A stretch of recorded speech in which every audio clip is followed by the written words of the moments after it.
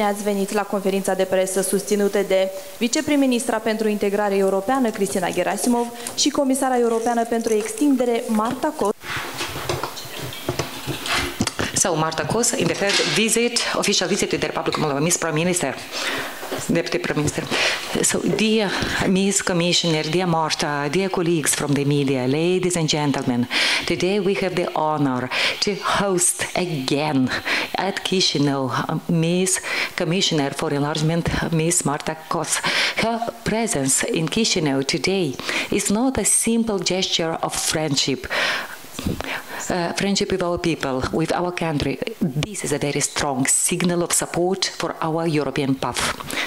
I would like to start this speech by expressing, dear Marta, my deepest gratitude to you for your interest shown to our country, for the respect that you pay to our people, for our traditions, for our culture, but also for the fact that you do promote the Republic of Moldova in the whole Europe, but also here at home, since today you chose to wear some clothes, an outfit which is designed by our local domestic designers. In this visit we discussed, thank you.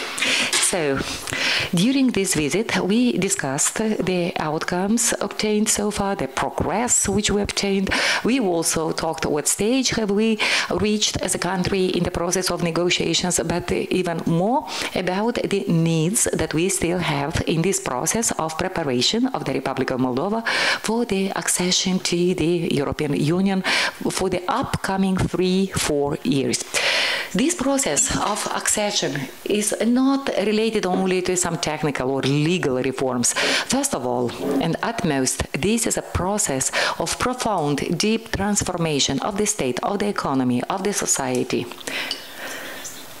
From the moment when we obtained the status of a candidate country in 2022, the Republic of Moldova proved its dedication and determination to advance rapidly and in a responsible manner. In 2023, we implemented the 9 recommendations of the European Commission, like the strengthening of the rule of law, fight against corruption, freedom of media. In December 2023, the Council of the European Union decided to open up the accession negotiations with the Republic of Moldova.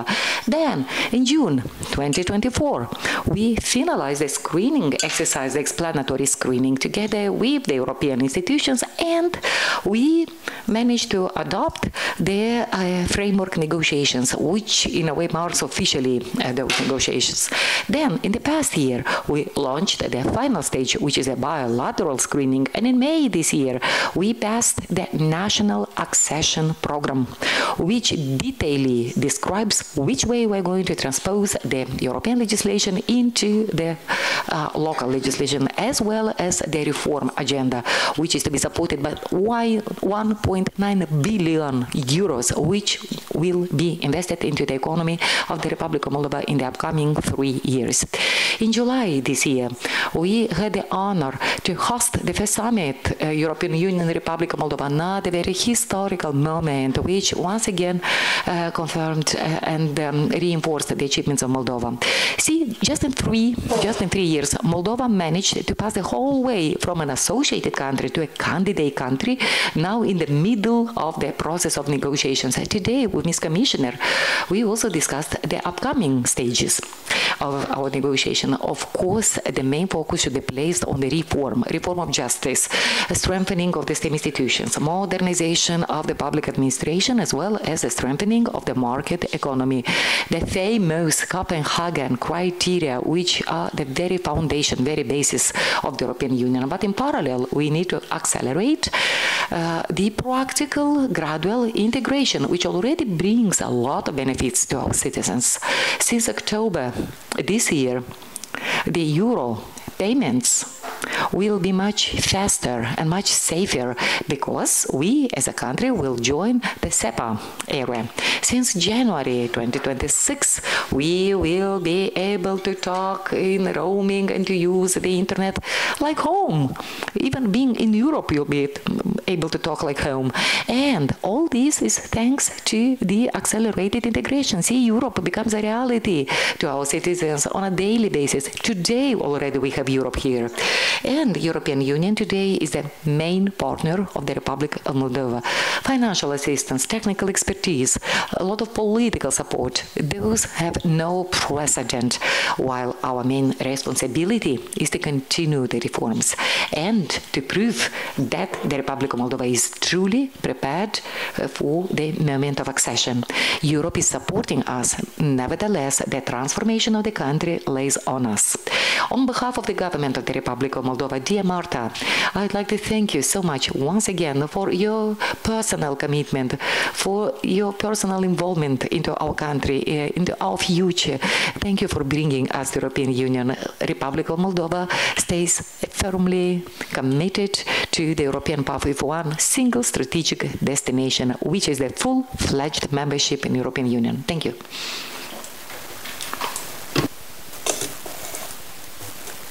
Thank you, Deputy Prime Minister Gherasimov, dear Cristina. It is my third visit here, and I come at some important points. The first in February has been about the energy security and helping Moldova on the field of energy supplies. Then it was in May where we have announced the biggest financial package Moldova has gotten until now, the so-called growth plan.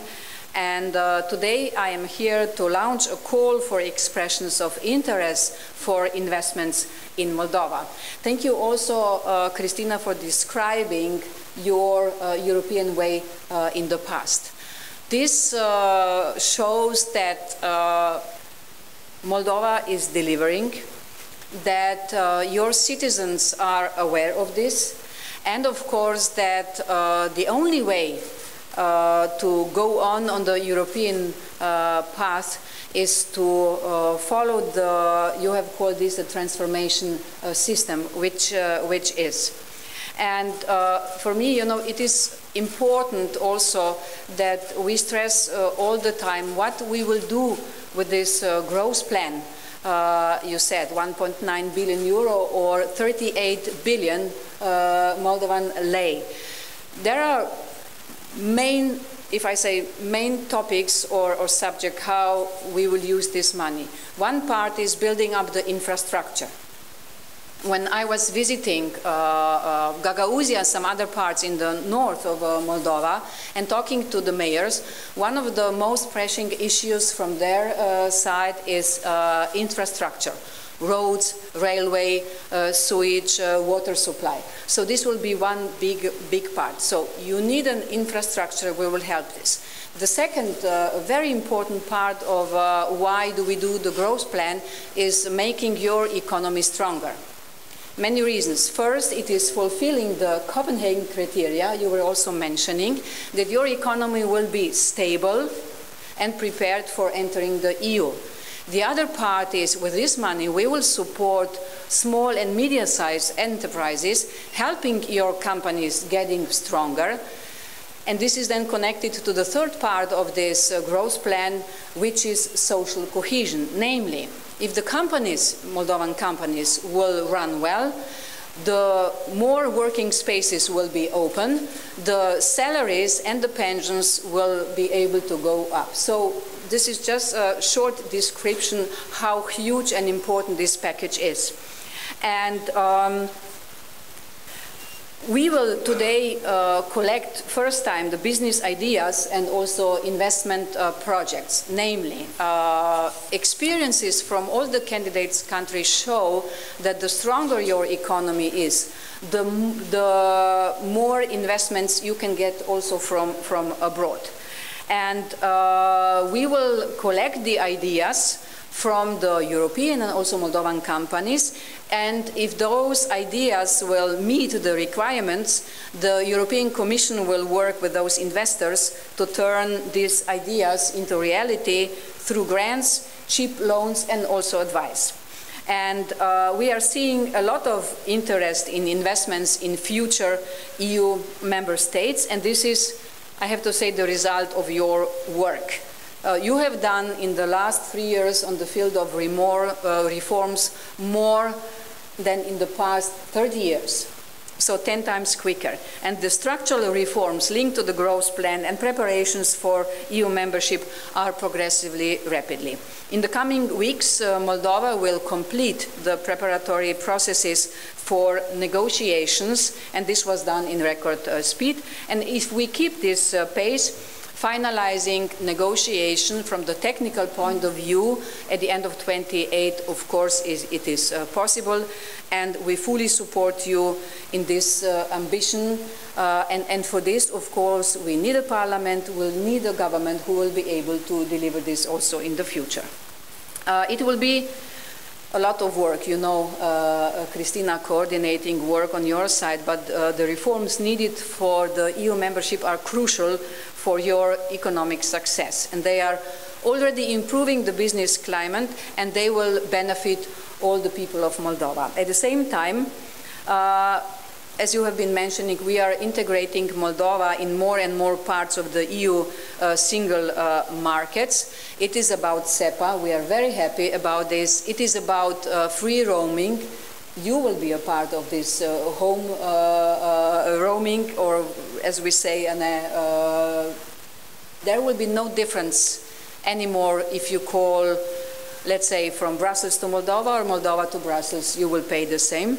And of course, what I'm also very happy with the changes of the trade agreement, more and more Moldovan-made products are being treated equally to those made in the EU, and those are the things investors are looking for. When I last visited Moldova, I told you in May, together with the Prime Minister Rechan, we have signed this growth plan.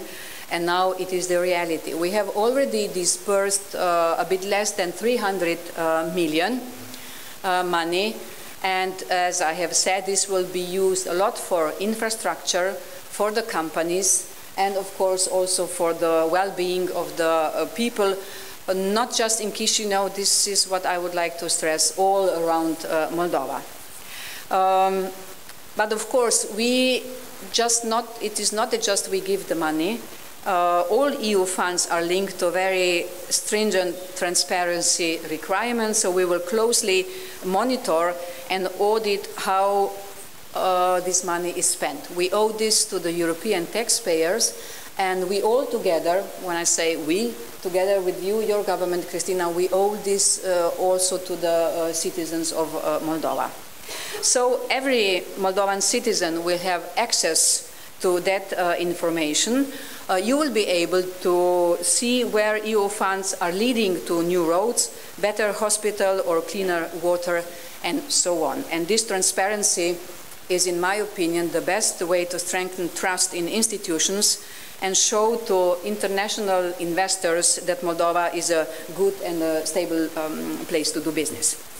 And it is my personal conviction that we will only have succeeded if Moldovans across the country will see the change around them. And this is my call to you, Deputy Prime Minister. Let's achieve this positive change together.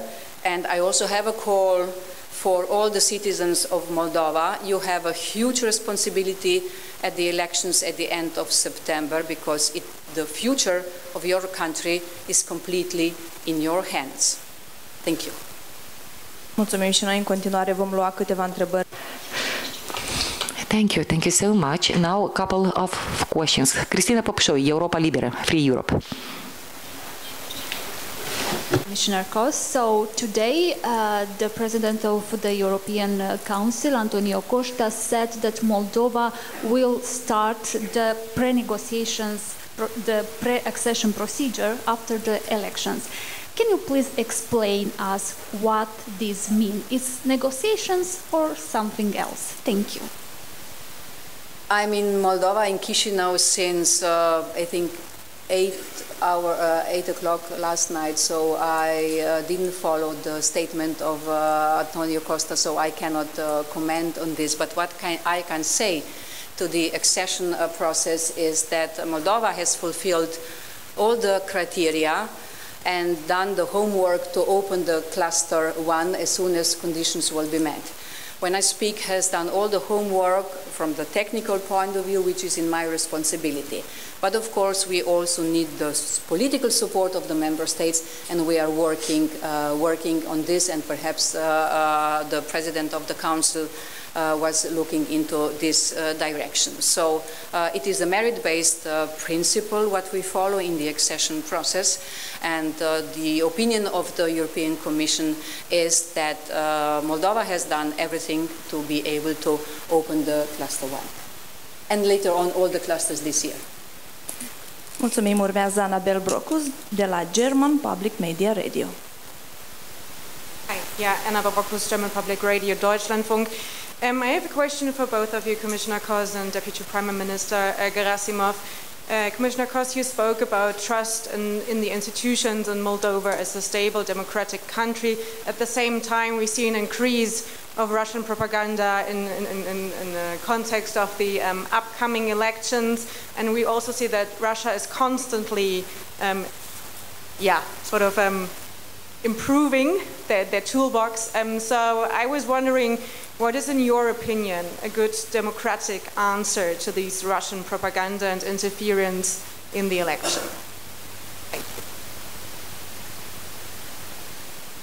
The best possible answer to Russian interference in Moldova is that the pro-European forces will win, and that we will get the parliament and the government which will be able to go on with the reforms. The Russian interference is huge, we know. But as you have said, they are improving their approaches, we are better and better in this too. And for the first time in the history of the European Commission, we are helping one of the candidate countries in the communication how to find the narratives and lies which Russia is spreading. It is clear that it is about the contest of two different systems. On one hand, it is democracy, the rule of law, respecting the human rights, which our European Union is representing. On the other hand, we have an autocratic system which is suppressing the free media, the opposition, who put the leaders of the opposition or opponents in jail, or even is willing to kill them, who is not taking care of their citizens, and of course, if I now come back to Moldova, wants Moldova to weaken. Why? Again, we have a contest of two different systems. Europe wants to see Moldova strong, economically independent, following the rule of law, respecting the human rights in the European Union, which represents all this. What Putin's regime wants is not dependable countries who are economically weak, who are not following the basic principles of the European Union or our values. Why? Because only in these conditions the regime from Moscow can control the countries. So it is much more than just about Russian interfering. It is really about which kind of system will prevail.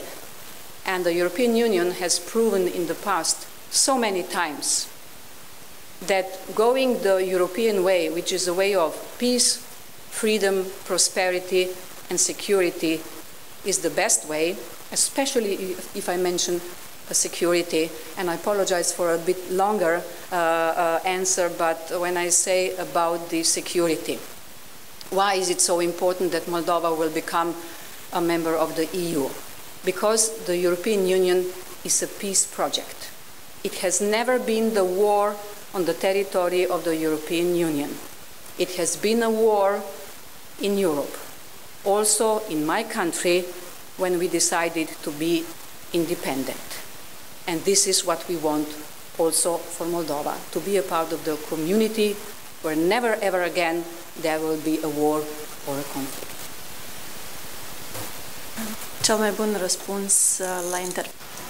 So the best response the best response to the Russian interference can come only from the citizens of the Republic of Moldova, and namely to go to vote conscientiously with a responsibility to the exclusive interest of the Republic of Moldova, not to the interest of some foreign forces which want to maintain the Republic of Moldova continuously under control, being a poor country, a corrupt state, a state which does not enjoy the respect it does enjoy today, a state which will never have a voice, never a word to say in the policy of the European level.